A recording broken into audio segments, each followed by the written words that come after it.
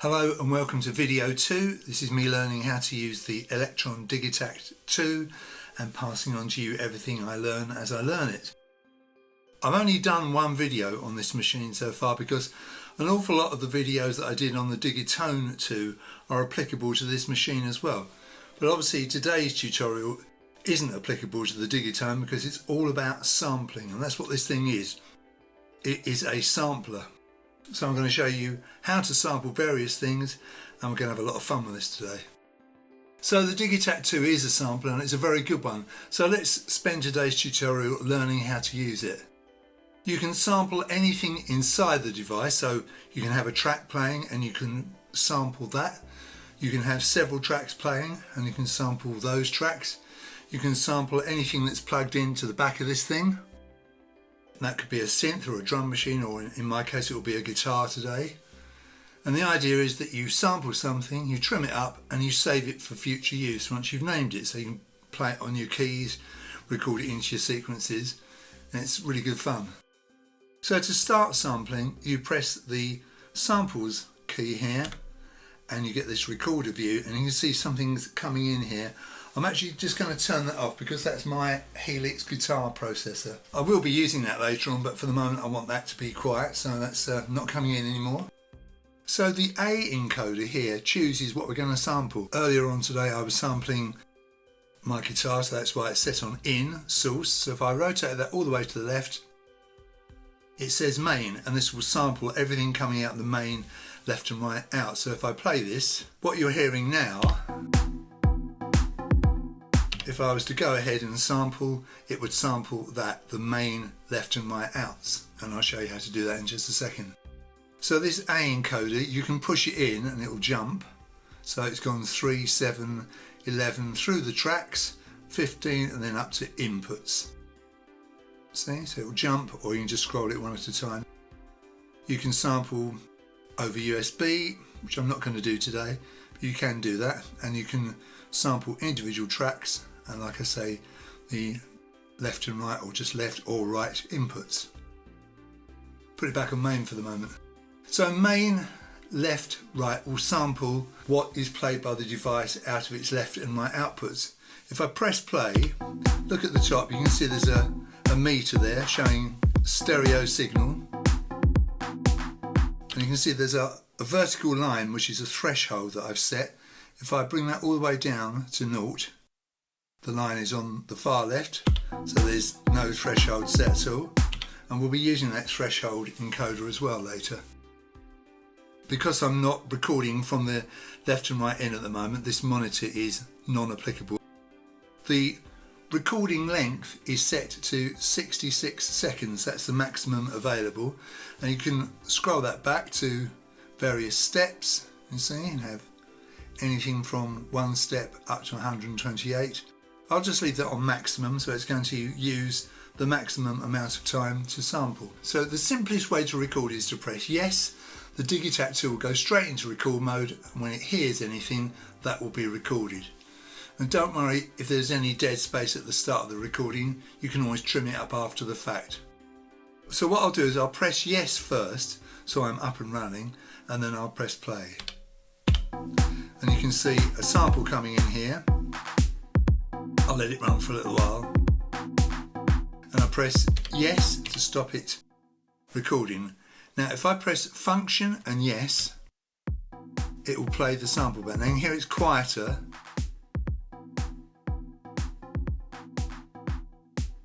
But it is there. So I could turn this up.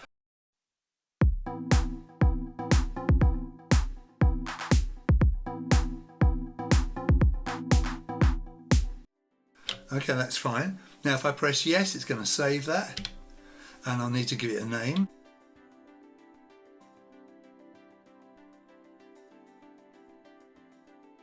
So press yes, saving, it takes a little while to save it, and I can assign this to a track. So I'll assign it to track 9. Press 9, and now that's in there. So if I press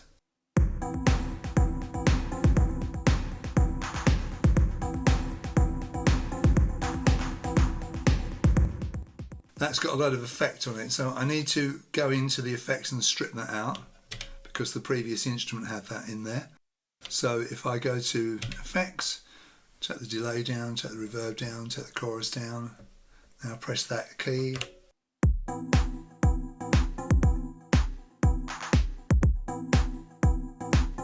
Change all these.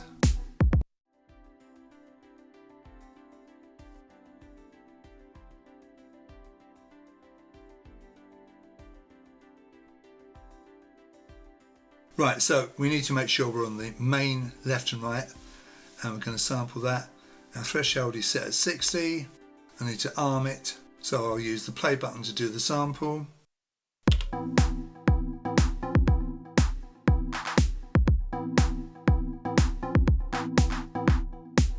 Here's our sample coming in. I'm going to press yes to stop the sampling. Press stop on the sequencer itself. So if I hold function and yes, there's our sample.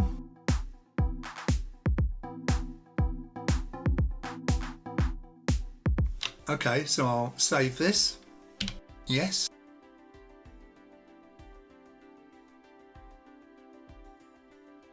So that's saving. I'm going to assign it to that same track, number 9. Now if I press 9, that's what I just did.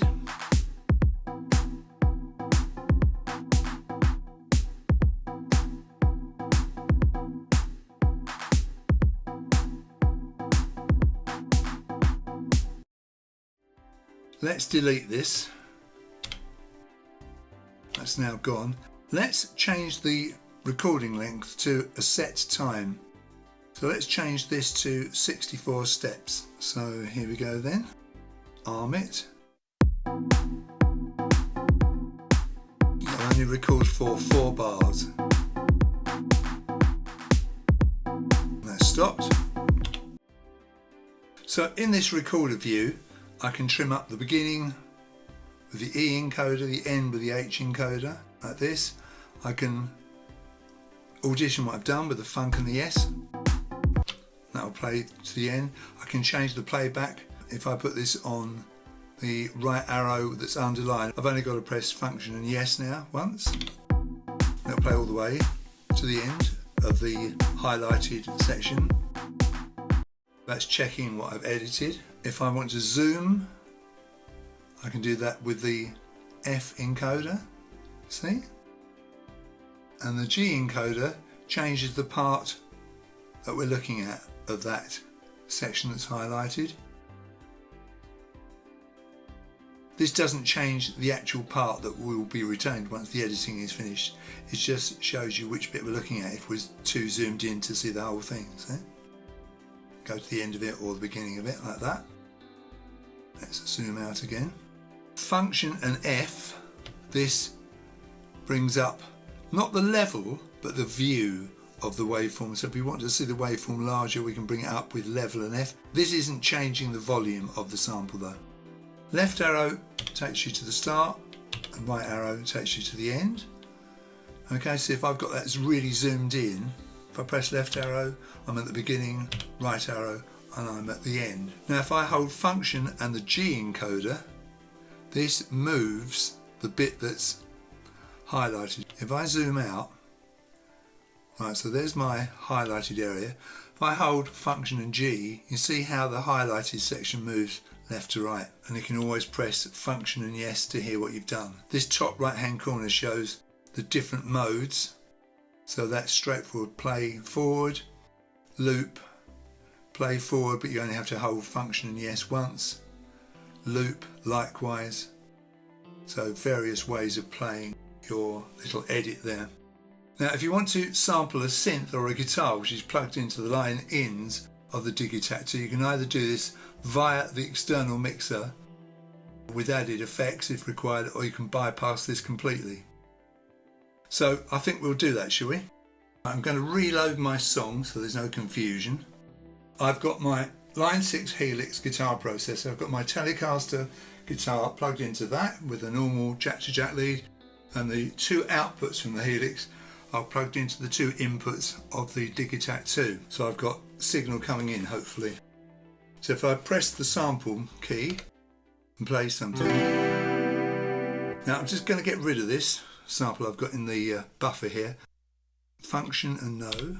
So now I've got a fresh start. You can see I've got level coming in. Now I happen to know that I need to play a C major 7th chord for this. That's what I'm going to do in various ways. What I'll do, I'll just start with a single chord, I think, keep it nice and easy. So with the E encoder, I'm going to change pre-mix to post-mix. That means to say that if I've got any effects in the external mixer, they will be printed. I need to go into the external mixer. So here we go. And the level is turned up. Like that. I could put some extra delay on that if I wanted to. But actually I don't need to. I've already got loads of effect on this. So if I turn this right the way down, there's nothing. So I need to go back to the sample page and make this pre-mix. And now I've got the rich sound of my Helix coming in. But you can use the external mixer of the Digitakt 2 if you want to. So what am I going to be sampling? I'm going to be sampling the in. It's set on in. Remember I had it on main? That's the left and right outs. Now I'm going to sample the inputs. So I've got a nice stereo signal here. Actually, I'm going to turn my Helix down a little bit. That's better. Because really, you want your guitar full up to get the full tone. Okay, that's good. Now, a good way of doing this is to put the Digitakt into record. So if I hold the tempo button, the metronome is on, 1 bar pre-roll is on. So if I go into record mode, okay, I'm not actually going to record anything into the sequencer. That'll give me a 1 bar count in if I do that. Let's come out of that. Go back to the sample page. And now that'll give me a bit of a warning so I can come in time at the beginning of the track. Right, so I'll put it on armed. Threshold is fine. I'll do it on start. So we should be good to go. So I'll hold record and play.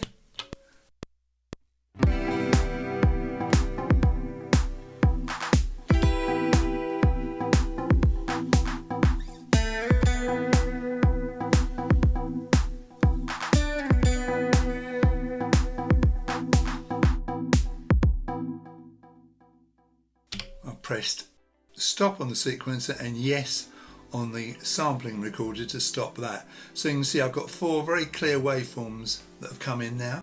That's what I recorded, those 4 little things on the guitar. Now my Helix will also take an XLR input from a microphone. It's got phantom power, so I could also use a microphone and record into the Digitakt in that way, and I may do that in a subsequent video. Anyway, what we need to do is to save this before we lose it. So I hit yes. Right, so I'm calling it Tele Guitar 1, press yes, that's saving, and I'll assign it to track 9. So if I press track 9, it's very loud, and you hear those 4 little patterns I played, or 4 little things I played.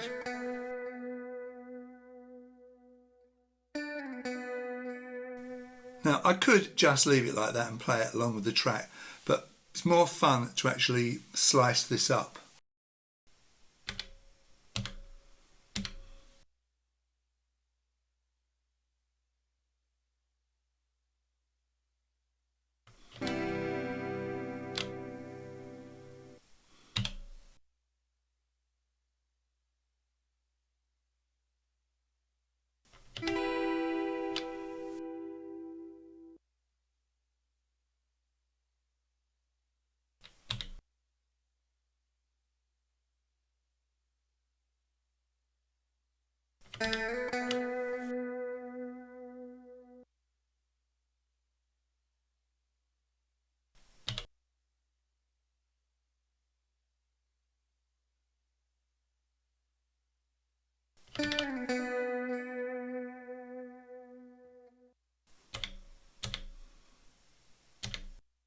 So slice 1.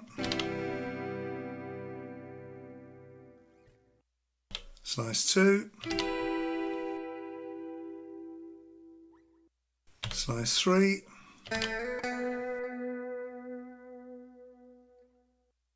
slice 4. It's very important that you don't hold function and the left or right arrows, because that adds or deletes the slices, so you've got to be very, very careful about that. So we've got those 4 slices.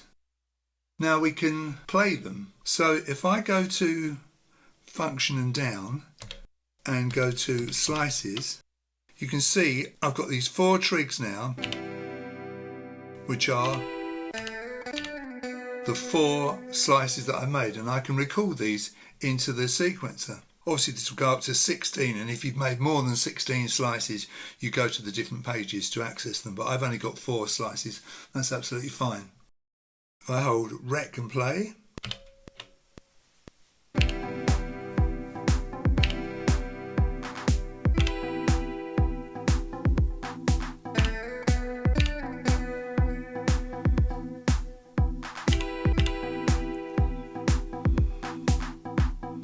right, so that should have recorded that in. And it has, it's brilliant, isn't it?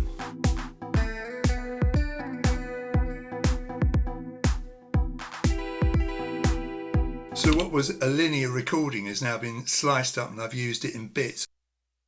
If I go to the second page of the source menu, watch the slices. See, the first one played twice, slice 2, slice 3, and so on. Then back to slice 2. So that's good.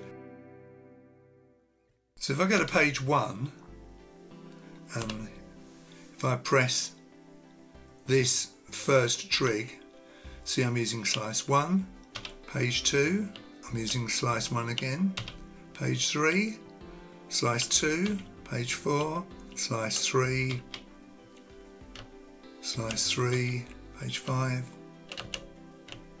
slice 4, you get the idea. So anyway, at the moment it's only playing 1 slice. I could make it play more than 1 slice. I could change the direction of the play. So let's go to the second bar, hold this trig down and change this to reverse. Now listen to the second bar.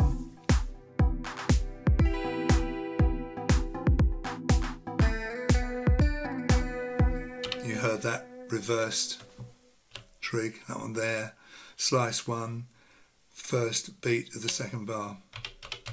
So let's go back to the beginning.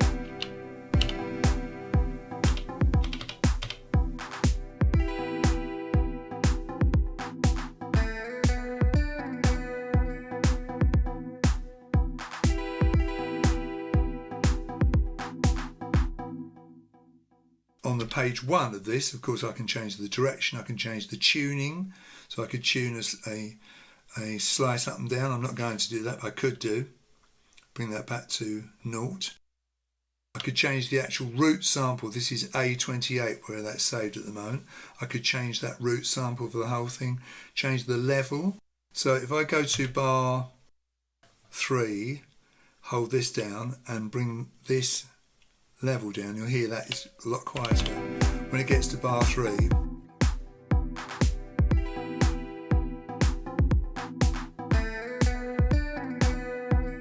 you notice we have that quieter slice there. So watch the slices here as I play it through. See the reverse.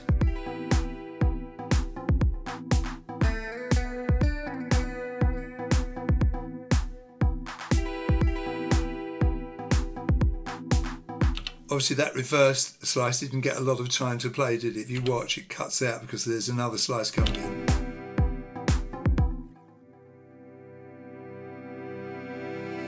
You'll do it there because the other slice didn't cut it out. As you can see, I'm not very expert at this yet, but I'm sort of getting there. I'm learning how to do it, but it's great fun. And of course, everything I've shown you here with this incoming guitar sample, you could do on just a normal sample that you record from the main left and right. You know, you could chop it up and do the same sort of thing, reverse things and mess about in general. So I don't really feel like I've been very expert there today, but I think I've probably shown you enough to whet your appetite, and I hope that you've understood what I've shown you. If you haven't, you can always get in touch with me. So if you got something from today, please give this video a like and consider subscribing to my channel. If you'd like to make a donation and give me a bit of a helping hand, encourage me to do more of these videos, you can do that either here on YouTube or preferably on my website, which is www.daddylongles.com. Thank you very much for watching, and you'll see me in my next video.